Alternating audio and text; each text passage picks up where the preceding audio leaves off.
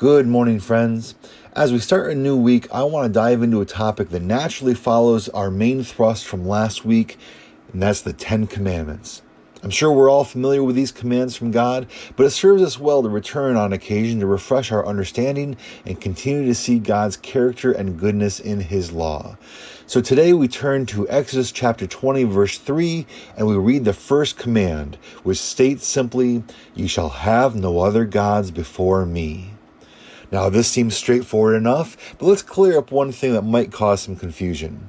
What does God mean by before me? Because one way you could take this is that we can have other gods, we just can't put them before God. This God, the God of the Bible. The God of the Bible is the ultimate God and therefore must be first, but there absolutely can be other gods, they just need to come after Him, not before. And if this were the case, I think a lot of Christianity's detractors would be a lot happier and we'd come under a lot less fire and hostility, because then there would be so much more room for more people to fit legitimately under the umbrella of Christianity. We wouldn't be quite so exclusive, because you'd have the freedom to worship any God you wanted, indulge in any lifestyle that suited your fancy, as long as you're willing to keep that main spot open for the God of the Bible. And that in turn lends itself quite nicely to the advantage of paying lip service to God and then going your way and doing as you wish. But as I'm sure you know, that's not what God means here. He isn't just saying that He is the ultimate God in terms of importance or priority. He is saying that He's the only God. In Isaiah 45:5, the prophet quotes God as saying, "I am the Lord, and there is no other. Besides me, there is no God." And that matches up quite nicely to the first commandment, because another way to translate that first commandment would be, "You shall have no other gods besides me." And that is why the Christian God, as revealed in the Bible, is so egregiously offensive to so many people. Because He comes right out and says, "I am the only God. There are no other options." And this offends because inherent in that declaration, inherent in the very concept of divinity and deity, is the fact of absolute authority and the requirement of submitting to that authority. Remember how we mentioned that God punctuates His law with frequent statements of, "I am the Lord," which shows that the law is describing the nature of God. Well, we also mentioned that this reminder that I am the Lord is also emphasizing the basic authority and right that God has to make that law and enforce that law, because He is God and He has the authority to require certain things from His creation. And what's more, there are no competing authorities.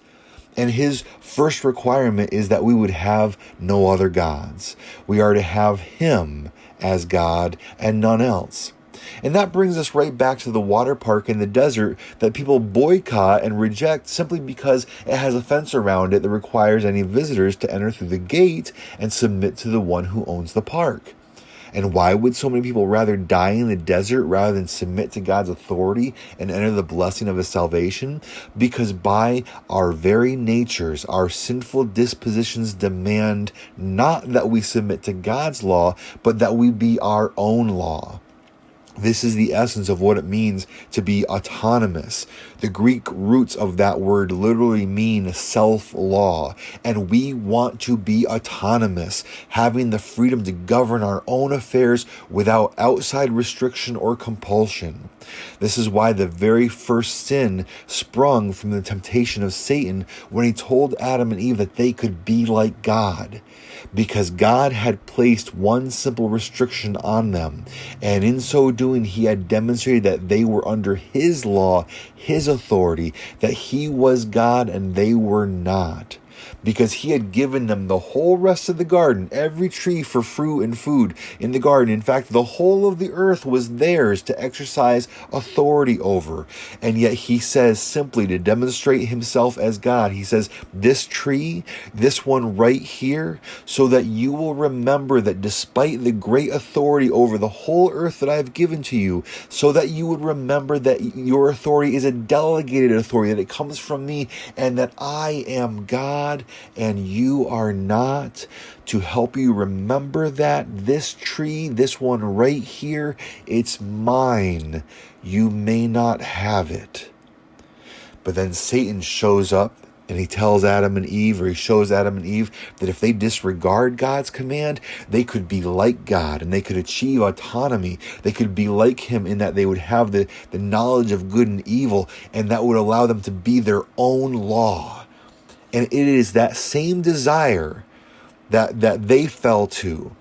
That same desire still resides in the hearts of sinful man and woman today, such that one of the most offensive things that could be claimed is the simple truth that he alone is God. Aside from him, there is no other, with all of the authority and submission and implications that go with it, because that is the foundational truth of reality. There is but one God, the Creator God, all supreme, and we are to have only him as God in our hearts and minds. And to give you something a bit more subtle to ponder as we get ready for the rest of our day, notice that God says here that we are to have no other gods before him. Think on that. He doesn't say we should worship no other gods before him. He doesn't say we are to not to obey any other gods before him or serve any other gods. Certainly we shouldn't do any of those things, but his focus in this very first command, this first command that sets the tone for all other commands, his first command is that you shall have no other gods. And that speaks immediately not of a tyrant and slave, of oppressor and oppressed, but of an actual relationship. It is a subtle allusion to the fact that God is going to develop himself as the husband of his people and they his bride.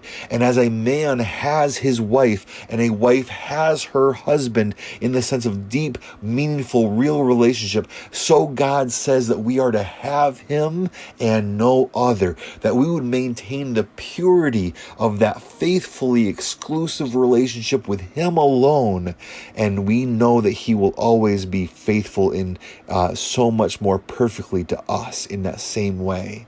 So let us think on that, to maybe have a slightly deeper perspective that this is not simply a command, it is the beginning of God explaining his relationship with us and the relationship he expects us to have with him. Have a good and godly day, and if the Lord wills, I'll see you tomorrow.